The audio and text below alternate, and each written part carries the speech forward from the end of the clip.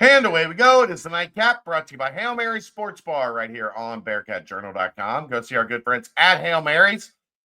They're located in Cheviot. They're on Harrison Avenue. That's in the Dora District, so you can go from bar to bar with your drinks, or just hang out at Hail Mary's. Watch the Reds game. Maybe you're there on the weekend. You can get some grub from one of the food trucks. But they have a 27 TV setup, a 9-screen video wall. They've got the DirecTV Sports package. So every game that's on DirecTV will be streamed at Hail Mary's. Brand new walk-in cooler, brand new draft line, and of course, ice cold Cincy Light in a 32.8 degree frosted glass. All right, let's get this show on the road, Aaron. Again, pretty slow week on the UC front, but we kind of teased this a little bit last night. There was more stuff that came out today. It feels like the ACC is scrambling right now, Aaron. We saw felt like that for a while. I know, but I mean, like now it feels like they're really like they're getting into like how to fix the problems that they were having before, and their solutions I only see creating more problems. Go ahead. I just wanted to say that's why you see a guy like Brett Yormark and you're excited that you have a guy like that, because he is not reactive, he is proactive. And yes, he has taken some swings that have not always hit. Like, you're not going to bat 1,000. No, like the weird partnership with the Gorilla brand or whatever it was around the Big 12 championship and all that. Whatever. Mexico City, I think, was another one that was probably an overly ambitious project. But you have a guy who is trying to do things to get out ahead of this. Exactly this. So Notre Dame and Clemson have put together a 12-year deal where it doesn't make a whole lot of sense the way that this has been set up so far. I guess they're going to play every year. They're still trying to figure out if is it going to count as an ACC game or not. We don't know. Well, I guess the first one that wouldn't count is in like 2028. So they're just kind of kicking that can down the road of like, we'll figure out whether that counts when we get there or it doesn't count. And then yesterday there were some rumblings. This is kind of what I was talking about last night on the show, that there is a thought of splitting ACC football into 2 divisions, but doing the divisions based on brand name. So like one division with Clemson and Florida State and Miami and North Carolina and I guess Virginia, I don't know. And then the other division being like Boston College and I'm sure Virginia Tech will take this well. Virginia Tech and Pitt, and and separating these, and they've already decided they're going to have a different pay structure that is going to favor certain teams. This automatically, Aaron, feels like it's not identical, because when the Big East split up, it's split along the lines of non-football schools and football schools. And then it's split again where like Pitt and Syracuse left, whatever. But if you're already they at sold this their point, rights to the Catholics. Dumbest thing ever to sell the naming. That I still get mad about that. I still think it doesn't make sense. I still think the American would be a thing if they had just kept the name the Big East. Because I think the perception would have been wildly different about that conference if it was named the Big East. Without there are people still logo. Yeah, there are people still trying to hype up the Big East in basketball because it's the Big East, not because it's worthwhile. There's 3 relevant programs in that conference and a bunch of people trying to scratch and claw and figure out how to survive in a non-football world. Yeah. But that's what they wanted. They wanted to split away from football. Okay.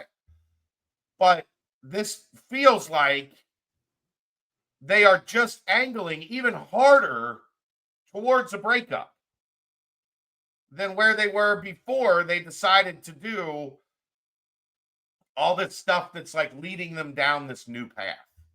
Well, it certainly would shift power in that conference to where whatever power that the lower the lower division would have even less at this point compared to, you know, your FSU and your North Carolina and your Clemson and Miami and all of that.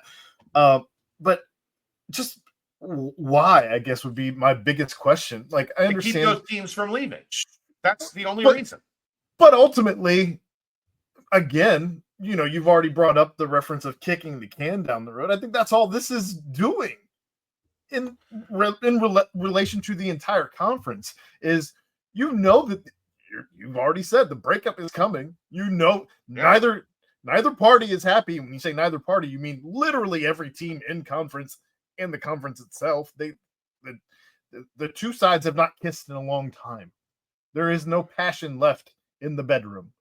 Aaron, they are actively progressing to sleeping in different rooms. If they split this conference into, we think you're important and we think you're not, that's the husband and wife sleeping in different bedrooms.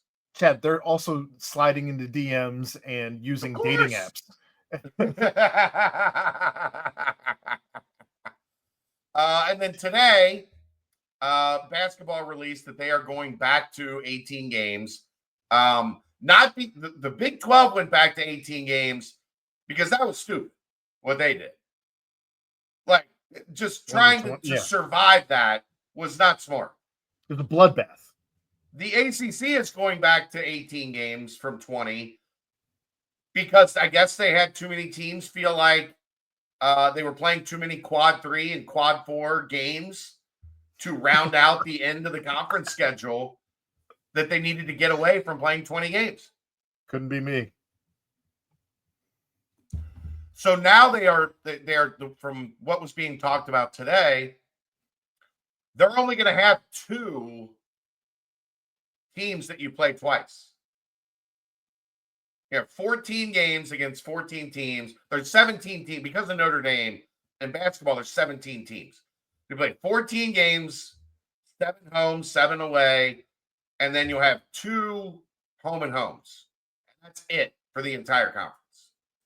So like Duke, North Carolina, and then I think they said North Carolina would play NC State and Duke was going to play Louisville. It's like the plan. Okay. That vaunted Duke-Louisville rivalry that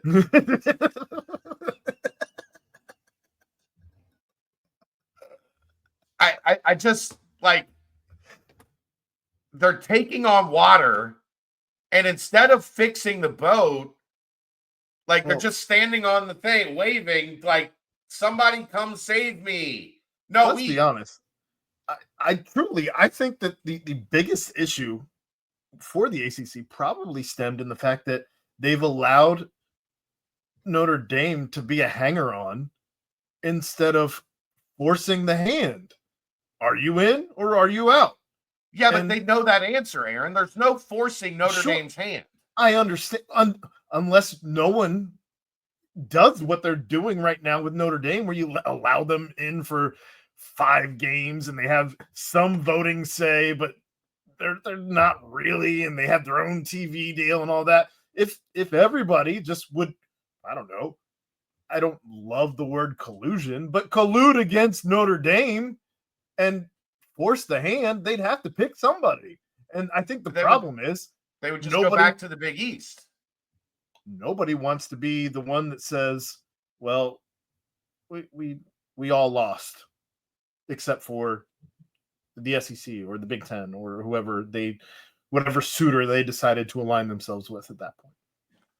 Yeah, it's just like, you know, they put on this happy face a couple months ago when they announced that they were going to, like, tier the revenue and, the teams that finished up here were going to get more than the teams that finished down here, and they were catering the system to Clemson and North Carolina and Virginia and whatever, Florida State, the teams that have enough juice to be able to leave. Sure. And then everybody, came out and, oh no, we're thrilled. Like we're in, we re-signed our grant of rights, or, we're committed to making this thing work, and everybody's on the same page. And now as the next round of information starts coming out, they ain't happy. They ain't happy. Not at all. I mean, I don't know. I don't. They did what was easy. They didn't leave the relationship because this is what was easy. Yeah, they're trying to save the kids. They're together for the kids. And they all signed this horrible prenup. This is a horrible prenup. The prenup is terrible. They're staying together for the kids, but now they're living in separate bedrooms. The Pitt and Boston College, and Dad's always on business trips. Yeah, Wake Forest. Why is Dad always in Gainesville? Dad does a lot of work in Gainesville and Knoxville these days.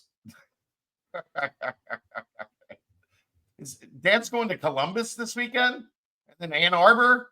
That's weird. It's weird. Shopping for houses on the bye week.